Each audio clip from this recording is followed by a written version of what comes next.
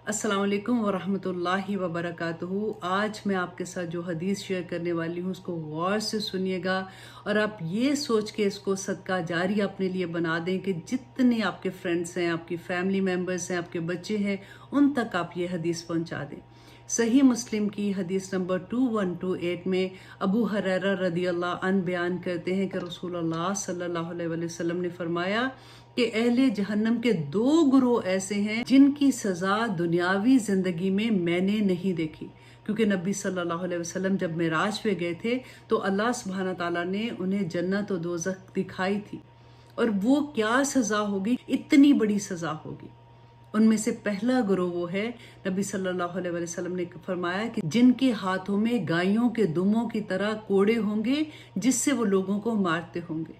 आज आप देखिए गाजा में क्या हो रहा है, कश्मीर में क्या हो रहा है, फलस्तीन में क्या हो रहा है। और दूसरे ग्रोह में वो औरतें हैं जो लिबास पहने हुए भी नंगी हैं।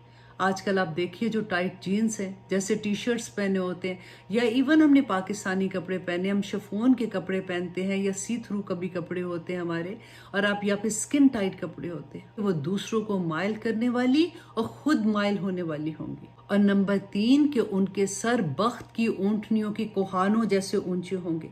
आप देखिए जब शादी होती है या हम पार्टीज में जाते हैं, कभी बैक कॉम करते हैं ना इस जगह पे, तो हर दुल्हन को आप देखें यहाँ पे बैक कॉम किया होता है। तो नबी सल्लल्लाहु अलैहि वसल्लम ने क्या कहा कि उनके सर बख्त की ऊँटनियों के कोहानों की तरह होंगे। अल्लाह अकबर।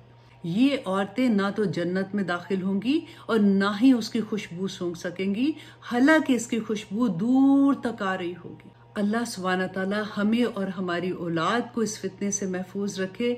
आमीन सुम्मा आमीन। अस्सलाम वालेकुम वरहमतुल्लाहि वबरकातुहू।